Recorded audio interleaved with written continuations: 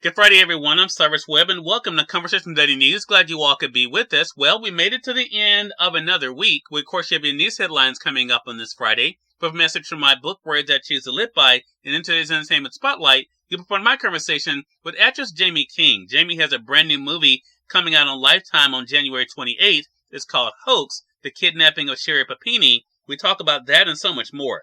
Enjoy today's broadcast. For Conversation Daily News, I'm Cyrus Webb with their Friday headlines. In national news, DA says 5 Memphis cops are responsible for Tyre Nichols' death. 5 fired Memphis police officers were charged on Thursday with second-degree murder and other crimes in the killing of Tyre Nichols, a motorist who died 3 days after a confrontation with the officers during a traffic stop. A grand jury handed up indictments against the former officers, which Conversations Daily News is not naming. The fired officers each face charges of second-degree murder, aggravated assault, aggravated kidnapping, official misconduct, and official oppression.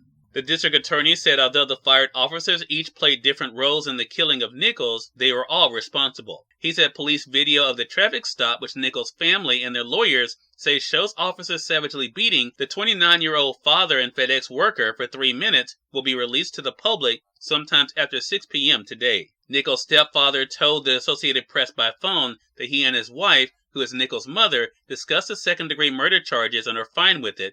They had pushed for first-degree murder charges. There's other charges, so I'm all right with that, he said. Court records show that the 5 former officers were in custody. The records don't list attorneys for all of the suspects. In more national news, past U.S. presidents and vice presidents asked to recheck for classified documents. The National Archives has asked former U.S. presidents and vice presidents to recheck their personal records for any classified documents following the news that President Joe Biden and former Vice President Mike Pence had such documents in their possession. 2 people familiar with the matter said on Thursday. The archives sent a letter Thursday to representatives of former presidents and vice presidents extending back to Ronald Reagan to ensure compliance with the Presidential Records Act, according to the 2 people who spoke on condition of anonymity because they were not authorized to speak about investigations. The act states that any records created or received by the president are the property of the U.S. government and will be managed by the archives at the end of the administration.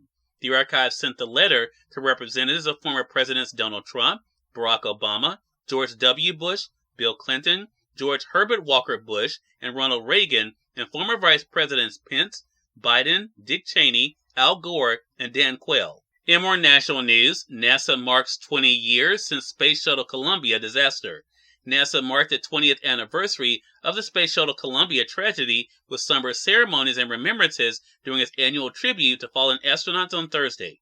More than 100 people gathered under a gray sky at Kennedy Space Center to remember not only Columbia's crew of 7, but the 18 other astronauts killed in the line of duty. NASA's 2 shuttle accidents account for more than half of the names carved into the black granite of the Space Mirror Memorial. Plane crashes are to blame for the rest. In entertainment news, Willie Nelson to celebrate 90th birthday at All-Star Concert. Texas' own Willie Nelson will celebrate his 90th birthday with his family and friends at an All-Star 2-day concert at the Hollywood Bowl this April. The Grammy-winning country icon's milestone birthday party will take place on April 29th and 30th and feature Nelson and dozens of performers, including Neil Young, Chris Stapleton, Lyle Lovett, Miranda Lambert, Roseanne Cash, Snoop Dogg, The Chicks, Casey Musgroves, and many more.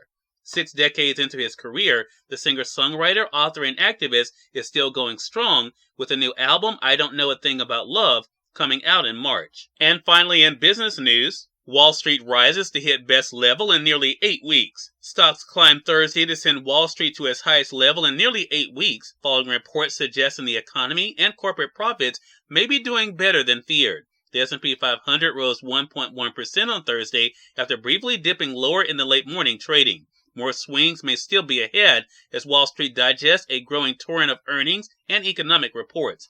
Thursday's headliner showed the economy held up better through the last 3 months of 2022 than others had expected. Reports from Tesla and others helped build optimism a day after worries flared following forecasts from Microsoft widely seen as discouraging. Cyrus Webb, Conversations Daily News. It's now time for a message from my book, Words I Choose to Live By. Enjoy. Good Friday and welcome to Words I Choose to Live By. You are amazing. Do not accept any less for yourself or from yourself. You can make an impact starting now.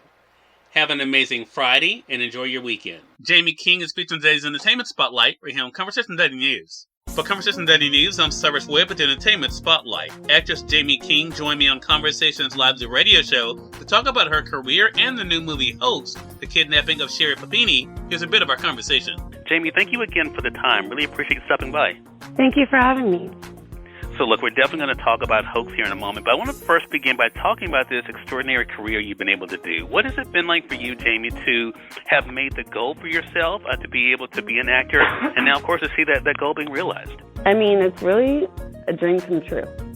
You know, it's having the opportunity to be a storyteller and to meet and connect with so many extraordinary characters and work with such extraordinary human beings is like, it's kind of indescribable. You know, it's really the love of my life. And it never really ceases to amaze me how fortunate I am. And Jaime, you've been able to bring to life so many amazing characters. When people hear your name, I think people have their own favorite role. Has that been part of the fun for you, to slip into different types of skin of characters and bring them to life? Absolutely. That's the best part, I think, you know, is really learning how to use so many different modalities, whether it's your voice, your body,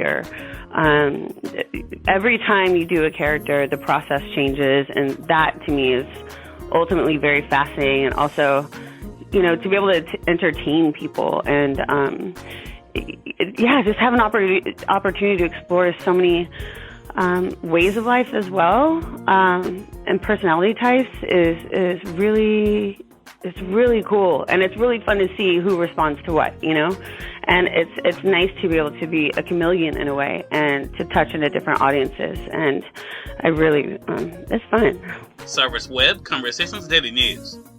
We thank you all for tuning into this edition of Conversations Daily News. Professor Guts on Mondays, more news, message from my book Words I Choose to Live By, and of course your entertainment spotlight. Until then, I'm your host Cyrus Webb saying, as always, enjoy your day, enjoy your life, enjoy your world. Thank you all for choosing Conversation Daily News today. Now let's go make it a great one.